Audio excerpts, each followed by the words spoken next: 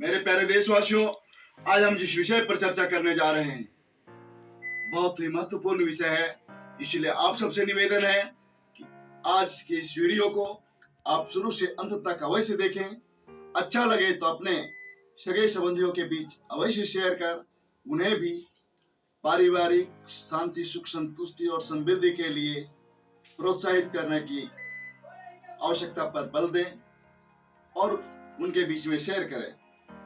दोस्तों, बहुत वर्ष पहले हमने कहा था पैसा ही सब कुछ नहीं होता, सत्य है, लेकिन पैसे के बिना कुछ हो भी नहीं सकता।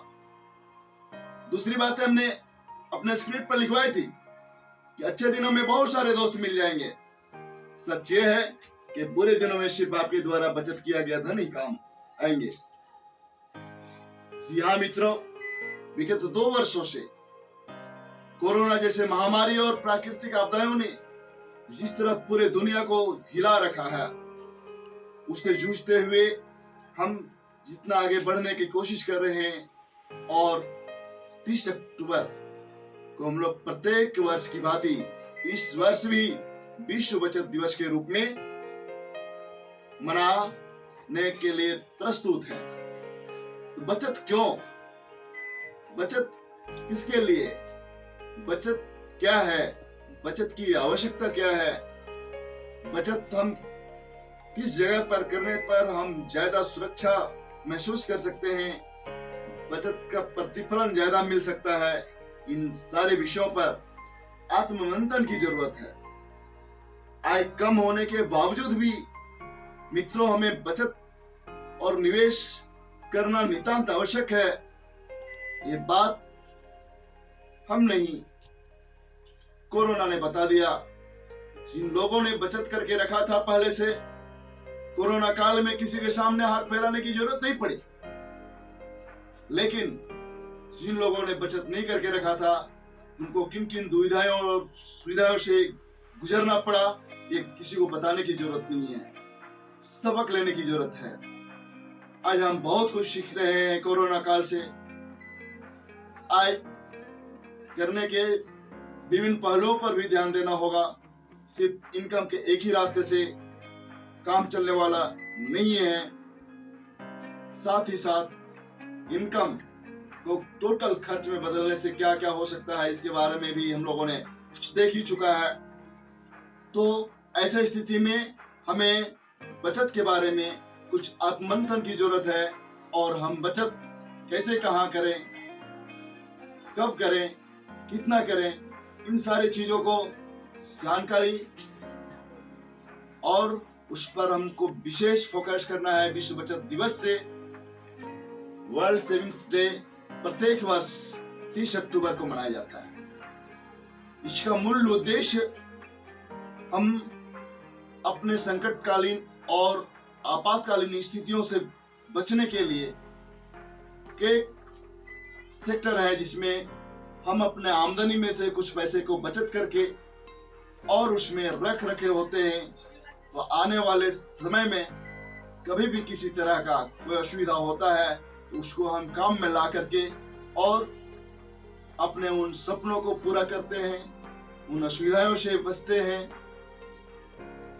तो फिर हम बचत कहाँ करें, उसके नियम कानून क्या है, इसको भी जानना बहुत जरूरी है। यदि नियम और शर्त हम नहीं जानते हैं तो अच्छे अच्छे बैंकों में भी हमारा पैसा जीरो बैलेंस में तब्दील हो जाता है।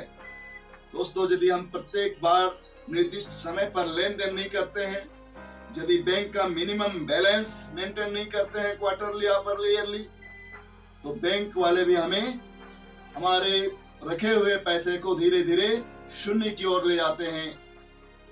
कभी आपने किसी को आपके बैंक में बैलेंस नहीं है, चेक काट करके दे दिया, उसका भी चार्ज आपको भरपाई करना पड़ता है। एक तरफ डिजिटल माध्यम के माध्यम से जहां सुविधाएं बड़ी, घर बैठे हम क्रेडिट कार्ड, डेबिट कार्ड, इन सारी चीजों को व्यवहार में ला करके काम लाते हैं, लेकिन अगर उसकी ईएमआई टाइम टू टाइम जमा नहीं किए गए तो हमने जितना पैसा लिए उससे कई गुना पैसा बैंक वाले और तरह तरह का लोन प्रोवाइड करने वाली संस्थाएं हमसे ले लेती है। हम कुछ भी नहीं कर सकते क्योंकि वो अपना नियम और शर्त और कानून सबसे पहले ही बता रखा है, लेकिन हम उस पर केयर नहीं किए। तो बचत अगर हम बैंक में ही रखते हैं और यदि हम नियमों को नहीं मानते हैं तो वहां पर भी हम सुरक्षित नहीं हो सकते। ठीक उसी तरह भारतीय जीवन बीमा निगम भी आपके पॉलिसियों को करने से पहले, आपको विभिन्न योजनाओं में आपसे निवेश कराने से पहले आपको कई नियम और शर्तें बता दी जाती है। टाइम टू टाइम जमा करते रहना कितना जरूरी है, और अगर टाइम टू टाइम अगर हम नहीं जमा करते हैं तो ऐसी स्थिति में हमारा क्या नुकसान हो सकता है। लगातार अगर हम टाइम पूरा होने तक नहीं जमा करते हैं तो हमें कितने घाटे सहने पड़ सकते हैं, इन सारी चीजों को बता दिया जाता है। ऐसी स्थिति में यदि हम कोई बचत की परिकल्पना करते हैं तो सबसे पहले अपने आप को नियमों और शर्तों को मान करके चलने के लिए तैयार रहना पड़ेगा। और यदि हम बचत नहीं भी करते हैं तब भी हमें गुंजाइश नहीं है। आज अधिक से अधिक लोग जो कर्जदार होते हैं उनसे अगर साफ साफ पूछें तो आपको पता चलेगा कि जिसमें बहुत आवश्यकता पड़ी है पैसे की, उनके पास पैसे नहीं थे, और जहां से उन्होंने पैसे लेने की कोशिश की वहां उन्हें काफी एक्स्ट्रा चार्जेस पेमेंट करना पड़ा, तभी जो है वो ऐसा मिल पाया।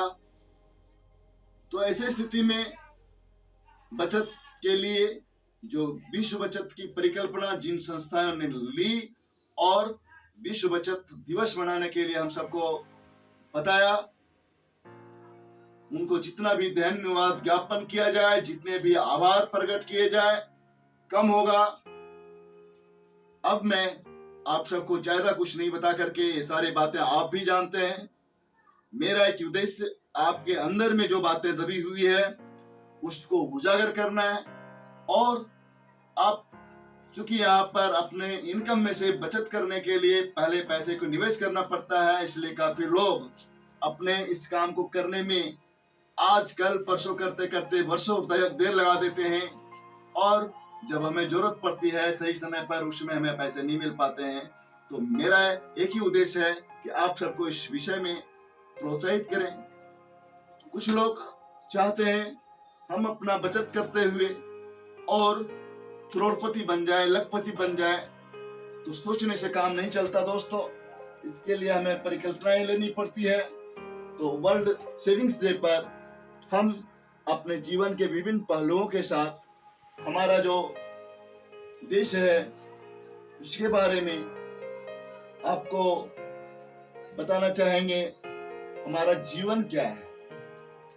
सबसे पहले जीवन कितने पहलुओं से होकर गुजरता है। जीवन में हमारा बीती जीवन चक्र का विश्लेषण उसी के आधार पर तय होता है। उम्र की अवस्थाएं हमारी देखा जाए अभी के समय तो 0 से 80 साल तक लोग अपने आप को सरवाइव कर पाते हैं अभी के समय में।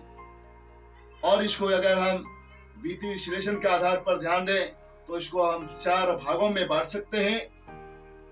0 से 20 वर्ष का उम्र में हम क्या करते हैं? इस उम्र में हमारा पढ़ाई, खेल कूद, इन सारी चीजों का काम होता है। हम ऐसे स्थिति में पारिवारिक झंझटों से दूर रहते हैं। अपनी तैयारी और अपने लक्ष्य की ओर आगे बढ़ने की बातें हमें सिर्फ याद रहती है। लेकिन जैसे ही ये दूसरा स्टेज आता है 20 से 40 वर्ष का, इस पीरियड में हम नौकरी, घर बनाना, बढ़िया सा बाइक लेना, बढ़िया सा कार लेना, बढ़िया सा बंगला हो, हमारे बच्चे का भविष्य कैसे सुरक्षित बने, हमसे जो भूल हुई हमारे बच्चों से ना हो, इन सारे चीजों का आकलन करने का वक्त होता है 20 से 40 साल का उम्र। और जब हमारा उम्र 40 से 60 के बीच में पहुंच जाता है तो ये तीसरा अवस्था होता है। और इस समय हम क्या करते हैं? नौकरी पैसे में ज्यादा जिम्मेवारी बढ़ जाती है। हमारे बच्चों के पढ़ाई लिखाई का माध्यमिक और हायर एजुकेशन का सेक्टर चल रहा होता है, इसलिए इधर पारिवारिक जिम्मेवारियां भी ज्यादा बढ़ी हुई होती है। साथ ही साथ शादी ब्याह करना भी हमारा एक 40 से 60 वर्षों के बीच में शुरुआत होता है, और उस समय हम निरंतर आय की तैयारी करते हैं। उसके बाद चौथा स्टेज होता है दोस्तों, फिर वही निकम्मेपन का। 0 से 20 साल तक इस तरह हमारा इनकम नहीं होता था। हम सिर्फ पढ़ाई लिखाई पर और अपने माँ बाप के पढ़ाई इनकम के ऊपर निर्भर होकर के काम करते थे। तो 0 से 20 साल तक जिस तरह हम अपने टाइम को इन्वेस्ट करते थे, आने वाला अंतिम क्षण 60 से 80 साल का जो चौथा अवस्था हम लोग का होता है, इस अवस्था में हम रिटायर्ड हो जाते हैं। इनकम का सोर्स कम हो जाता है, काम करने की पावर कम हो जाते हैं, और ऐसी स्थिति में हमें अपने बच्चों के ऊपर हमारे द्वारा खरीदे गए जमीन जायदाद के ऊपर अपने आप को निर्भरशील होना पड़ता है। और अगर हम बचत नहीं करके रखे हैं तो ऐसे स्थिति में हमारे पास अगर कुछ भी नहीं बचा हुआ है तो हमें पूरी तरह से अपने बच्चों पर ही निर्भरशील होना रहना पड़ता है। तो आपको समझ में आ गया होगा कि बचत हमारे विभिन्न पड़ाव के लिए, चाहे बच्चे की पढ़ाई लिखाई के लिए, चाहे शादी ब्याह के लिए, अंतिम स्टेज में जब हम रिटायर कर जाते हैं, जब इनकम कम हो जाती है, उसमें हमारी भावनाएं बढ़ी हुई रहती है, बच्चों के बच्चे हो जाते हैं, उनकी भी पढ़ाई लिखाई का खर्च करना होता है। तो ऐसी स्थिति में हमें अपने पैसे को किस तरह से जो है, अगर पहले से बचत करके रखे हुए हैं तो खर्च करने में बड़ा आनंद महसूस होता है। हम उमंग के साथ अपना चौथा स्टेज भी बिता लेते हैं। तो आइए दोस्तों, हम देखते हैं इस बचत को किस तरह से हम उपयोग में ला सकते हैं। यदि हम अभी से बचत करना शुरू करें, छोटी बचत महा बचत के रूप में आप एक प्लान में इन्वेस्ट करके और ले सकते हैं, जिसमें 15 साल तक यदि आप 77 रुपए रोज देते हैं, LIC आपको 75 रुपए रोज देती है। अगले 6 साल तक आपको कुछ भी नहीं देना है, LIC आपको 75 रुपए पर दे देते रहेगा, और ऐसा करके मैच्योरिटी पीरियड में आपको 10 लाख रुपए की राशि मिल सकती है। दोस्तों, पैसा कहता है जो मुझे आज बचाएगा मैं उसे कल बचाऊंगी। छोटी सी मासिक बचत से लाखों ही नहीं करोड़ों रुपए का हम बचत कर सकते हैं और लाभ प्राप्त कर सकते हैं। यदि हमें लगता है हम करोड़पति नहीं बन सकते तो ये सपना से देखना बंद कर दीजिए। आप करोड़पति बन सकते हैं सिर्फ और सिर्फ धन संचय योजना में अपना निवेश करके। क्या आपको लगता है कि छोटी छोटी बचत आपको करोड़पति नहीं बना सकती? अगर ऐसा लगता है, आप आइए और सिर्फ 190 रुपए प्रतिदिन बचाइए और साथ ही पाइए 1 करोड़ रुपए, और अपना करोड़पति बनने का सपना पूरा कीजिए। पहले दिन से 22 लाख का बीमा भी आपके साथ होगा। एक्सीडेंट से मृत्यु के बाद 22 लाख अतिरिक्त मिलेगा। परिवार के लिए आप 20 लाख की प्रॉपर्टी भी तैयार करके जाएंगे। 100 साल तक उम्र तक आपकी बीमा सुरक्षा चालू रहेगा।